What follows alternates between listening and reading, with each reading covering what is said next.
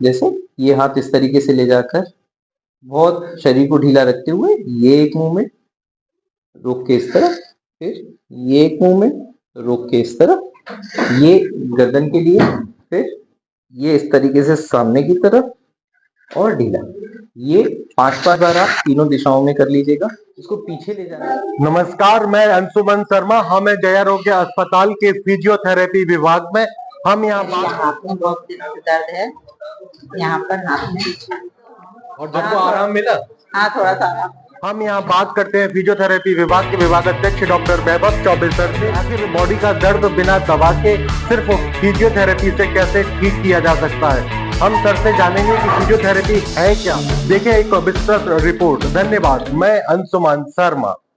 Physiotherapy विभाग जो है ये प्रतिदिन 100 से 150 मरीज की ओपीडी है यहाँ पर।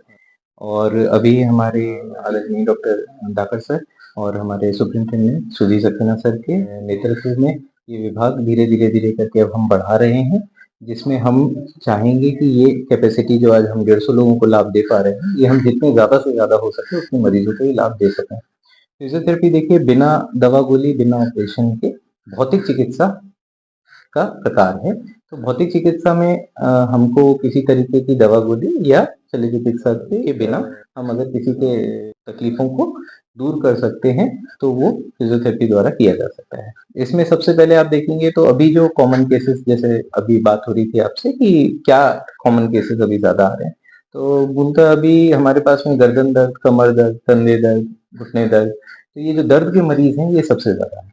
तो दर्द के मरीजों के लिए हम उनकी दर्द जो है वो बेसिकली उनकी गलत तरीके के पोस्चर, कुछ पुरानी चोटों के कारण या किसी ना किसी तरीके से उनको कहीं ना कहीं उनके वर्किंग में जो समस्याएं हो रही हैं बैठने के तरीके से या किसी और चीजों से, जिसके कारण उनको ये दर्द बन रहे हैं।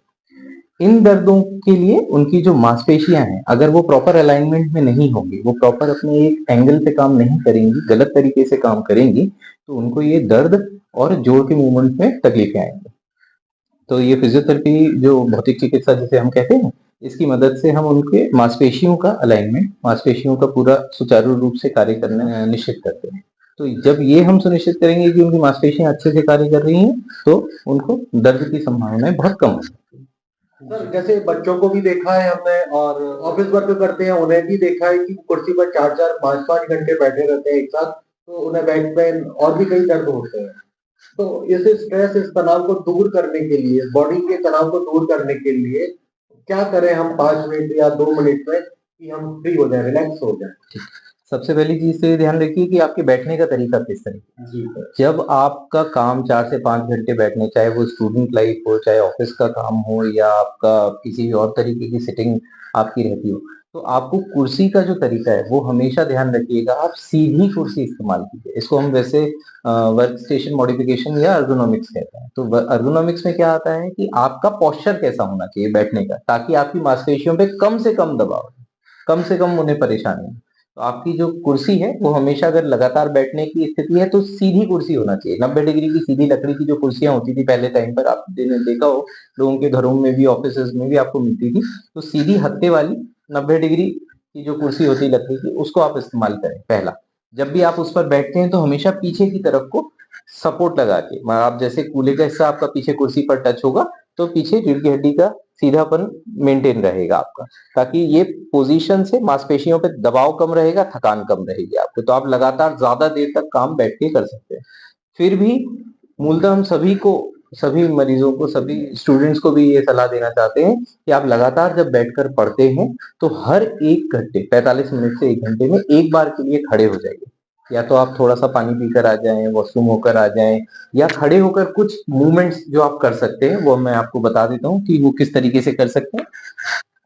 खड़े होने के बाद में आप जैसे ये हाथ इस तरीके से ले जाकर बहुत शरीर को ढीला रखते हुए ये एक मूवमेंट, रोक के इस तरफ, फिर ये एक मूवमेंट, रोक के इस तरफ, ये गर्दन के लिए, फिर ये इस तरीके से सामने की तरफ और ढीला। ये 5-5 बार तीनों दिशाओं में कर लीजिएगा।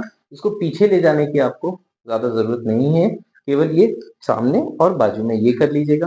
फिर आप चाहें तो दोनों पैरों को थोड़ा सा दूर दूर रखते हुए साइड में इस तरीके से बेंडिंग वापस, इस तरीके से बेंडिंग, वापस, ठीक है। दोनों पैरों को सामने जोड़ते हुए धीरे धीरे धीरे करके सामने की तरफ झुकेंगे, वापस, और इसी तरीके से पीछे की तरफ झुकेंगे और वापस।